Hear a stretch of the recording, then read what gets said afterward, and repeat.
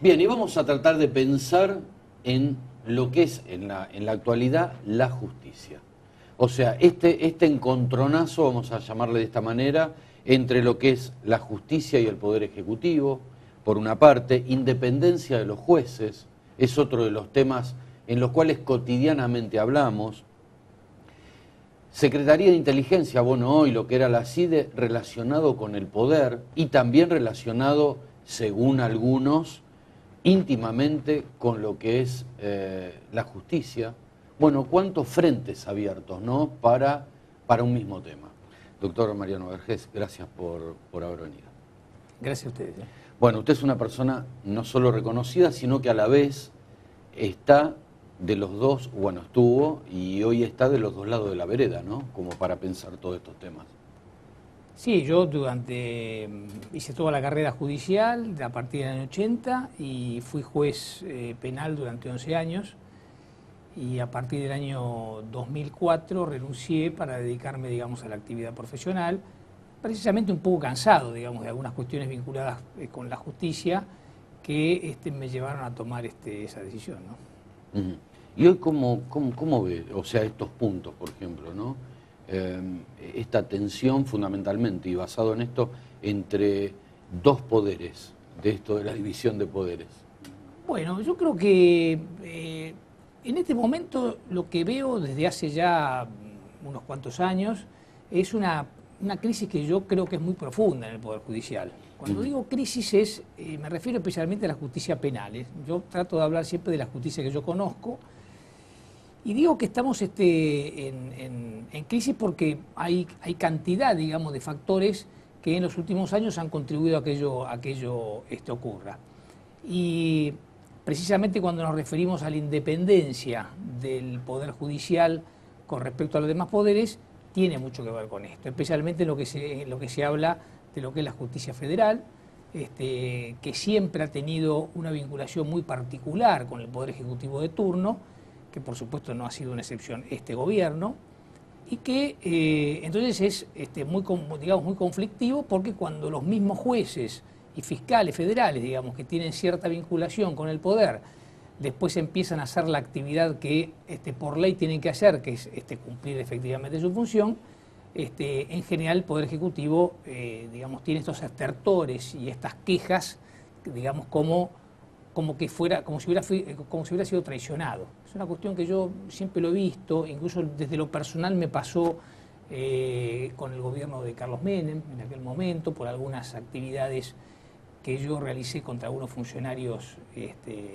digamos, de aquella época. Entonces, me parece que más allá, digamos, del conflicto que siempre existió, de la tensión que siempre existió entre el Poder Judicial y el Poder Ejecutivo, lo que ahora tenemos es una presidenta que lo manifiesta muy abiertamente, digamos, la conflictiva que ella también personalmente tiene, por algunos expedientes que se han formado contra funcionarios, incluso contra su hijo, y una reacción judicial que, como siempre suele ocurrir, es corporativa, porque es un poder judicial que se corporativiza. Y dentro de esto, doctor, ¿hay realmente un partido judicial, como se acusó hace algunas horas nada más? ¿Hay un partido judicial, y más después del 18 de febrero de la movilización por la muerte de Nisman? No, partido judicial, lo que se llama partido judicial no existe. Esa es una cuestión que es una creación, digamos, libre de la presidenta. Yo creo que a quien se le ha notado en los últimos tiempos muy, pero muy afectada por la denuncia que formuló el fiscal Nisman, me parece que en algún punto yo me animaría a hablar de un desborde de parte de la presidenta de la Nación por la manera en que reaccionó frente a ello, y sentirse precisamente una víctima en vez de, como correspondía, ponerse a disposición de la justicia, que me parece que hubiera sido incluso el mecanismo más sencillo. O sea, negar en todo caso, como ella está negando, los hechos que se refieren a la denuncia del fiscal Nisman, designar un abogado y ponerse a disposición de los jueces, que es lo que corresponde hacer y que me parece que todo funcionario público tiene que hacer permanentemente. Entonces, volviendo al tema del partido judicial, me parece que no existe, y no solamente existe, sino que yo voy un poquito más. O sea, si hubiera algún tipo de partido o funcionarios que estuvieran como de alguna manera afiliados a algo y demás, sería lo que se dio en llamar justicia legítima. Es decir, un grupo de funcionarios judiciales, jueces y fiscales y también secretarios y demás, que de alguna manera han demostrado con los hechos estar de alguna forma militando, digamos, para lo que en este momento es el movimiento kirchnerista. Si lo han escrito, lo han dicho, lo han manifestado en cuanto lugar ha sido posible, y me parece que en ese sentido ellos han sido mucho menos independientes del poder político que el resto, digamos, lo que conformaría el grupo que está, digamos, asociado a la Asociación de Magistrados, por decirlo de alguna manera. Un pensador me dijo en una oportunidad que ningún vicio termina como comienza, ¿no? Y medio que lo tomé como propio. Digo, llegamos a un punto extremo, digo que es la muerte, no sé si se mató, si lo mataron, no importa, hablemos de muerte, eso le corresponde a otro ámbito, la muerte del fiscal Nisman. Bueno, ahí viene la decisión de Rafecas y por otro lado lo de Policita. En primer lugar, yo me animo digamos, a opinar, por supuesto, como opinador, y dentro de los poquitos conocimientos que tengo por lo que han aparecido en los medios. O sea, yo creo que objetivamente esta situación hasta hoy parece ser, o tiene la idea de un suicidio. Independientemente de ese tema, que está siendo investigado por la justicia ordinaria, después está lo que concretamente es lo que sí llamamos la denuncia de Nisman, que es una denuncia que yo tuve ocasión de leerla, que sí me parece que es una denuncia que merece ser investigada. O sea, los hechos que se anuncian ahí merecen ser investigados, con lo cual yo comparto absolutamente las precisiones y el dictamen del fiscal Policita, y por supuesto que también su apelación frente a la resolución del juez Rafecas de desestimarla. Y esto lo digo especialmente porque Nisman hizo una denuncia que involucró a muchas personas, no involucró solamente a la presidenta de la Nación, involucró al canciller, involucró a distintas personas, y entonces me da la impresión de que Nisman a lo mejor la denuncia fue, como suele ocurrir además con las denuncias, donde se involucra a muchas personas, pero siempre la denuncia tiene que empezar por algún lugar, y entonces lo que él tenía para presentar era toda esta cantidad de escuchas que relacionaban, por ejemplo, a Delía, a Esteche, a este agente abogado, el ex juez Irimia.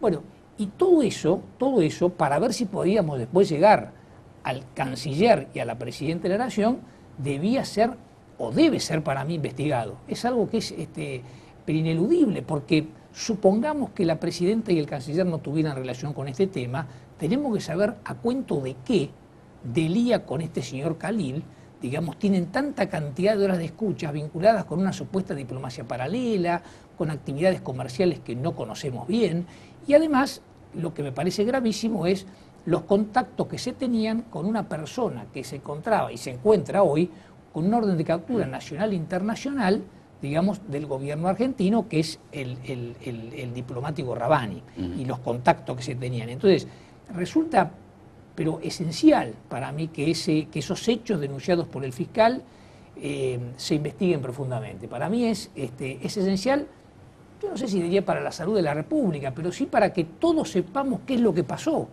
Yo tengo, digamos, como ciudadano, se supone que uno deposita cierta confianza en el gobierno de turno, y nosotros necesitamos saber concretamente a cuento de qué, digamos, Nisman hizo toda esta cantidad de escuchas que fueron autorizadas incluso por el juez federal Canicoba Corral. Dentro de esto, doctor, vamos a pensar en la justicia. ¿Necesita cambios la justicia? Yo creo que sí, pero cuando digo cambios no es solamente decir necesitamos más personal o más tecnología, que es lo que siempre, a lo que siempre se recurre fácilmente desde el lado de la justicia para decir que no llegan a cumplimentarse con los tiempos procesales o que las investigaciones no avanzan y demás. Sin ir más lejos, para hacer un caso, digamos, rápido, si tanto Policita como Rafecas tuvieron aproximadamente unos 15 días cada uno para poder hacer un dictamen el fiscal y una resolución el juez, parece muy razonable y necesario que la Cámara de Apelaciones, la Cámara Federal, se tome no más de un mes. Entonces, Si después se toma más, quiere decir que hay toda una cuestión que tiene que ver con lo cultural, digamos que se vincula con la lentitud de los procesos y demás. Yo personalmente creo que cuando se habla de cambios, hago mucho hincapié, por ejemplo, y teniendo en cuenta, digamos, lo que es el tiempo de un programa, es el Consejo de la Magistratura, por ejemplo. El Consejo de la Magistratura ha tenido en los últimos, yo diría 10 años, ha tenido muy pocos juicios políticos, cuando ha habido cantidad de denuncias contra los jueces, hay un criterio exageradamente restrictivo para evaluar el comportamiento de los magistrados, pero y por supuesto que también quienes evalúan el comportamiento de los fiscales, que no es el Consejo de la Magistratura. Entonces, eso, digamos, lleva a que el ciudadano no tenga la posibilidad de defenderse, digamos, de los magistrados y de los fiscales que no cumplen bien su trabajo.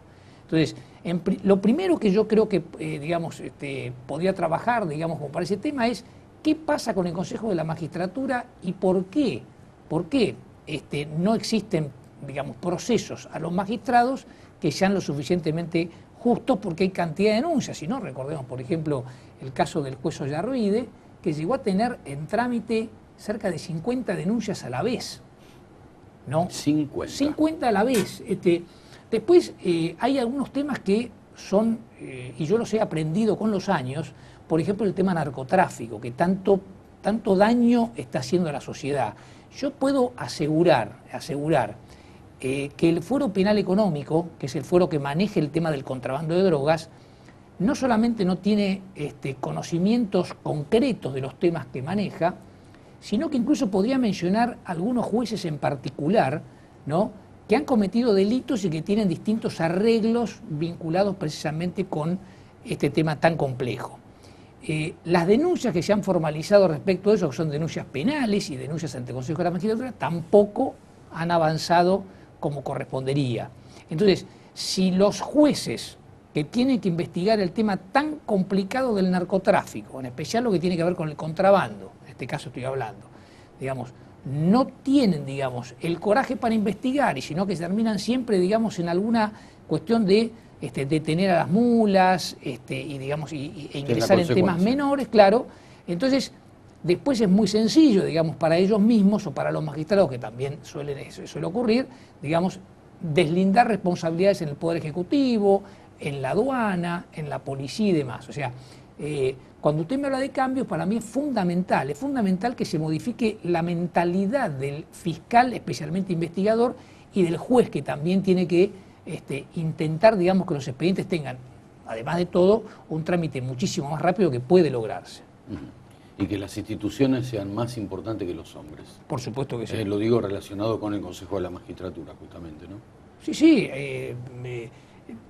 Yo critico también lo que de alguna manera es una suerte de soberbia, digamos, del magistrado. El magistrado, en este caso estoy hablando de jueces y también de los fiscales, él se entiende como si fuera, digamos, en el fútbol. Siempre la responsabilidad de la violencia en materia futbolera es del otro, nunca es mía, nunca hay una autocrítica, nunca uno va a escuchar a un juez que va a decir, esta investigación la hice mal, o me salió mal, o un fiscal que diga, acá nos faltaron cosas. Siempre el problema es que la Cámara de Apelaciones no falló como debía, que el abogado le hizo mucha chicana. Sí, es verdad. Es decir, esto es una cuestión muy habitual. Entonces, existe una soberbia, digamos, del magistrado que cree que hace bien y no puede recibir críticas. Y en realidad, el juez y el fiscal es un funcionario público como cualquiera. O sea, si nosotros nos acostumbramos a hacer críticas a los funcionarios del Poder Ejecutivo, por ejemplo, y a veces también a los legisladores, ¿por qué no criticar si corresponde a un magistrado que no está haciendo bien las cosas? Me parece que en ese sentido tenemos que tener en cuenta también esa cuestión. Y yo creo que el ciudadano muchas veces queda sujeto a lo que los medios comentan respecto de alguno y a lo que los abogados, a lo que con todo respeto yo también hago una crítica y me autocritico también, porque también lo soy, le comentamos o le hacemos saber de cómo funciona la justicia y solamente nos interesa ganar el caso y no explicamos a veces bien al ciudadano que la justicia funciona de determinada manera, que a veces lamentablemente no pasa, digamos, solamente por la ley, sino que en ocasiones el amigo del juez logra mejores resultados. En casos mucho más graves, si se pone un dinero, también se logran otros resultados. O sea, estas cosas ocurren también dentro del Poder Judicial. Cuántas cosas en este Estado de Derecho, diríamos, ¿no? Doctor, le quiero agradecer por todo este tiempo, medio que nos quedamos sin tiempo justamente, pero lo voy a comprometer a que vuelva, porque quiero que pensemos un poco más en la justicia, que me parece que es uno de los temas dentro de lo que es nuestra división de poderes, ¿no? Tan poco respetada hoy por hoy, y de hace algunos años también. Me parece que el Poder Judicial es el pilar fundamental, ¿no? Porque también aquellos que saben dicen, para que una nación se desintegre, tienen que haber dos cosas, ¿no? O dos acciones. O sea, una, la falta de educación, y la otra, la falta de credibilidad en la justicia. Exactamente, es una palabra... Entonces, esa creo que es la palabra con la cual podemos definir la cuestión, credibilidad. Porque en otros países los jueces la tienen, y acá nosotros no la tenemos. Ese es un gran problema precisamente, y uno se da cuenta rápidamente con el tema Nisman. Todos estamos convencidos de que tenemos una teoría que vale, y no sé si le vamos a creer a la fiscal y a la jueza cuando tome una decisión sobre el particular. No, seguro. Y porque muchas cosas no pasan por acá, pasan por acá. Exactamente. Entonces, lógicamente que se le va a creer mucho a la ex esposa de Nisman, más que a la fiscal actuante. Posiblemente. Y más que al juez actuante, sea el que fuere, ¿no? Eso es una cuestión que yo creo que el Poder Judicial se lo ha ganado. La falta de credibilidad, yo lamentablemente lo digo, pero se lo ha ganado. Es hora de que, digamos, empiece a modificar ese tema. Se puede hacer, se puede modificar. Terminamos con esto, que es positivo. Es positivo. Gracias. Gracias a ustedes por la invitación. Gracias, doctor. Pausa.